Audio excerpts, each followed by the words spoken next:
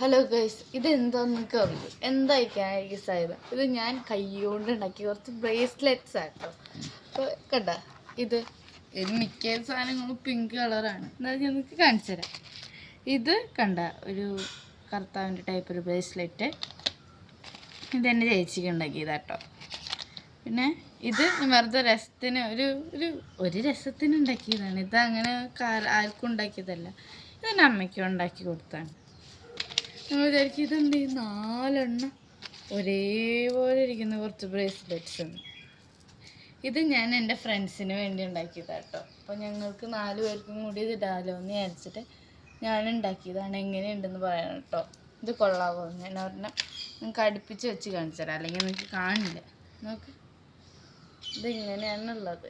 ഇങ്ങനെ ഉണ്ടെന്ന് വെച്ചാൽ പറയണേ. ഞാൻ എന്നിട്ട് എനിക്ക് ഇന്നലെ ഇതുണ്ടാക്കി കഴിഞ്ഞ് സ്കൂളിൽ പോലും പോകാൻ പറ്റിയില്ല. ഞാൻ രാത്രി ഒരുപാട് നേരം എടുത്ത് കഴിഞ്ഞിട്ട് ഇതൊക്കെ ഉണ്ടാക്കി കഴിഞ്ഞത്. അപ്പോൾ തീരെ വയ്യാതെ കഴിഞ്ഞിട്ട് എനിക്ക് സ്കൂളിൽ പോലും പോകാൻ പറ്റിയില്ല. എന്നിട്ട് ഞാൻ ലീവ് എടുത്തു ഇന്നലെ. അപ്പം എനിക്ക് കുഴപ്പമില്ല. അപ്പോൾ ഞാൻ ഇന്നലെ രാവിലെ സ്കൂളിൽ പോകണമെന്ന് നിങ്ങളൊക്കെ ഒന്ന് കാണിച്ചു തന്നിട്ട് പോകാമെന്ന് വിചാരിച്ചു. അപ്പോൾ ടാറ്റാ.